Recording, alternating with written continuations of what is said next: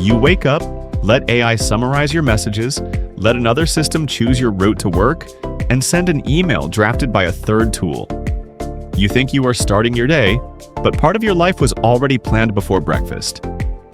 How many choices are still completely yours? Why does AI feel like a helpful assistant one minute and an invisible boss the next? And what happens when the tool saving you time also shapes what you learn, create, believe, buy, and trust? The biggest change is not a robot suddenly taking over the world. It is us slowly letting machines choose things for us because we are tired, busy, or because it is simply too convenient to say no. And it starts at work. Work. AI is not just replacing jobs. It is pulling jobs apart, task by task. Most jobs are made of many smaller activities. An office worker may read documents, answer messages, organize information, prepare reports, schedule meetings, and make decisions. AI may handle some of those tasks without removing the whole position. The International Labor Organization estimated that around 1 in 4 jobs worldwide has some potential exposure to generative AI. Clerical work has the highest exposure, but exposure does not mean that 1 in 4 workers will lose their jobs. The first change is usually simpler. AI writes the first email, it summarizes the meeting, it sorts the documents, it builds the basic presentation. The human worker gives instructions, checks the result, fixes mistakes, and handles the parts the machine does not understand. That can save time. But saving time does not always mean getting more free time. If a report once took 2 days and now takes 2 hours, your company may not tell you to relax for the rest of the week. It may ask for 8 more reports. AI can remove boring work while quietly making the whole workplace move faster. So the real question is not only whether your job disappears, it is whether the job changes faster than you can. That changes what skill means. Skills. When anyone can generate a first draft in seconds, making something is no longer the hardest part. The harder part becomes knowing what to ask for, spotting weak answers, checking the evidence, and recognizing when the machine sounds confident but is completely wrong. AI can help a beginner attempt work that once required years of training. Someone can generate code without knowing how the code works. They can create a business plan without noticing that the numbers make no sense. They can produce a polished explanation without understanding the subject well enough to defend it. That is the strange trade. AI can help you reach higher, but it can also help you skip the steps that teach you how to stand there. Use it well, and it becomes a ladder. Depend on it for everything, and it becomes a crutch. The people with the biggest advantage may not be the people who use AI the most. They may be the people who know when to stop, think, and check the answer themselves. And that problem gets bigger in school. Education.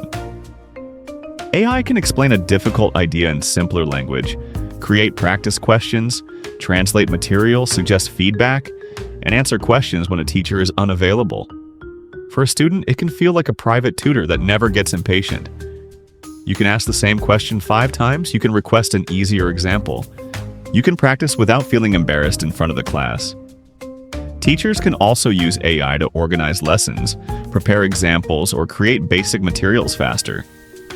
The opportunity is obvious, so is the problem. Stanford's 2026 AI Index reported that 4 in 5 university students use generative AI. The same tool that can help someone understand an assignment can also complete the assignment for them. That forces schools to ask a new question. Did the student get help thinking, or did the student avoid thinking? A finished essay is no longer strong proof that someone understands the topic. A correct answer may show that the student used the right tool, not that they learned the lesson. Schools may need to care more about explanation, discussion, verification, and whether students can show how they reached an answer. UNESCO also warns that educational AI raises questions about privacy, access, bias, accountability, and the rights of learners. A powerful AI tutor is useful only when students can access it, understand its limits, and avoid giving away personal information without realizing it. AI can make knowledge easier to reach. It can also make real understanding harder to see. And once AI can produce the assignment, it can produce almost anything else. Creativity. Generative AI can create text, images, music, video, and software from a short request. It does not wait for inspiration. It finds patterns in existing material and produces a new combination almost instantly. That can be incredibly useful. A writer can turn one rough idea into 10 openings. A designer can test several directions before building the final version. A small team can create work that once needed more people, more money, and more time. AI can kill the blank page. But it creates another problem. When producing options becomes almost effortless, choosing becomes the real work. Which result is actually good? Which one says something new? Which part came from the person and which part came from the system repeating familiar patterns? When millions of people use similar tools with similar prompts, the results can start feeling clean, polished, and strangely alike. AI does not remove human creativity. It moves creativity toward directing, editing, rejecting, combining, and deciding what is worth keeping. The machine can give you endless options.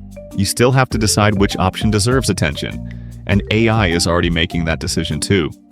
Choice. Every day, AI helps sort more options than any person could examine alone. It ranks search results, it recommends videos, it filters messages, it suggests products, it plans routes, it organizes schedules, it turns 1,000 choices into a short list. That feels helpful because nobody has time to inspect everything. The system studies patterns and predicts what is most likely to interest you. But what keeps your attention is not always what improves your life. A recommendation system may keep showing you familiar ideas because familiar behavior is easier to predict. It may place one product at the top and bury another where you never see it. The system does not need to control your decision. It only needs to decide which options appear first. Most people do not scroll forever. They click what is easy, visible, and close enough. That means AI can shape what you watch, read, buy, and believe without ever giving you an order. It simply arranges the menu. And the menu is not always accurate. Information. Generative AI can give an answer that sounds calm, organized, and convincing, even when parts of it are false. A language model is built to generate words that fit together. That is not the same as checking whether every claim is true. This is why an AI answer can be mostly correct while hiding one invented source, one wrong number, or one completely false detail. Stanford's 2026 AI Index found that leading models still struggle on tests designed to reveal fabricated and confused answers. It also recorded a continuing rise in documented AI incidents. The dangerous response is not always something obviously ridiculous. Sometimes it is a smooth paragraph that looks trustworthy because the grammar is perfect. Synthetic images, voices, and videos create the same problem. Seeing something is no longer automatic proof that it happened exactly that way. The answer is not to distrust everything. It is to stop treating speed as proof. AI can help you organize information, understand unfamiliar language, or discover better questions. Important claims still need evidence from somewhere outside the system that generated them. AI makes answers faster. It makes checking those answers more important. But checking becomes harder when the machine feels personal. Relationships. AI companions are designed to create conversations that feel human. They can remember your preferences, respond at any hour, match a personality you like, and listen without getting tired or changing the subject. That can feel more attentive than many real conversations. But a good response is not the same as a real emotion. The system creates language that fits the moment. It can say the comforting thing without experiencing comfort, worry, affection, or concern. In September 2025, the United States Federal Trade Commission opened an inquiry into companion chatbots. It asked companies about safety testing, advertising, personal data, monetization, and protections for children and teenagers. That inquiry does not prove that every AI companion is harmful. It shows why the situation deserves attention. People may share private thoughts with a system that feels like a friend, but is still operated by a company, built from data, and shaped by business decisions. There is another difference. A human friend can disagree with you, misunderstand you, leave the conversation, or need support in return. An AI companion can be adjusted around your preferences. That feels easy. But real relationships are not built entirely around one person's comfort. AI does not need to become conscious to change what people expect from friendship, attention, and emotional support. And when the conversation moves into health, mistakes carry more weight. Health. AI can support medical documentation, scientific research, public health work, and the analysis of large amounts of information. It may help professionals organize records, examine patterns, or explain complicated language more clearly. For an ordinary person, that can make health information feel easier to understand. But this is also where a confident mistake becomes dangerous. The World Health Organization says large AI models have potential in healthcare and research. It also emphasizes the need for evidence, transparency, expert oversight, and clear responsibility. An AI response does not know your full medical history because you typed 3 symptoms into a box. It cannot examine you. It may not know what information is missing, and a friendly answer can still be wrong. AI can support accountable professionals. It should not quietly become a replacement for them. The tool may be available to everyone, but the benefits are not equal. The AI divide. More than 1/3 of people across OECD countries used generative AI in 2025, but use varied sharply by age, education, and income. AI can lower barriers. Translation can help someone cross a language gap. Simple explanations can make difficult information easier to approach. A small business can gain tools that once belonged only to larger companies. But having access to a chatbot is not the same as having equal power.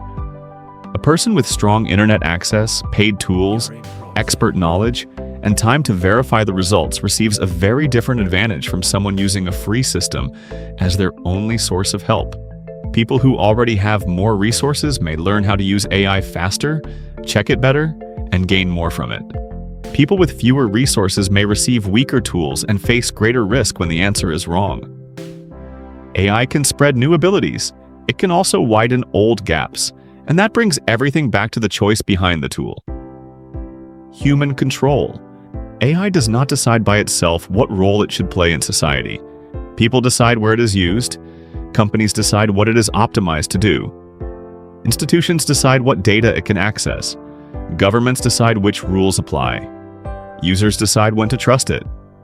The same technology can remove repetitive work or monitor every second of a worker's day. It can help a student understand a lesson or avoid learning it. It can make creative work more accessible or fill the internet with endless copies. It can explain a health term or give someone false confidence about a serious problem. AI is changing human life because it is changing what feels normal. Writing with AI feels normal. Searching with AI feels normal. Learning, creating, planning, and talking with AI are starting to feel normal. And when something becomes normal, we stop noticing how much power it has. The danger is not that humans suddenly become useless. It is that we give away one small choice at a time because checking feels slow, thinking feels hard, and the machine is already offering an answer. Then one morning, AI summarizes your messages, chooses your route, writes your email, recommends what you watch, and tells you what to believe. You still feel in control, but the menu was prepared before breakfast. The best way to think about AI is not as a hero coming to save us or a villain waiting to replace us. It is a tool that makes things bigger. It can make your work faster, your ideas easier to test, and difficult information easier to understand.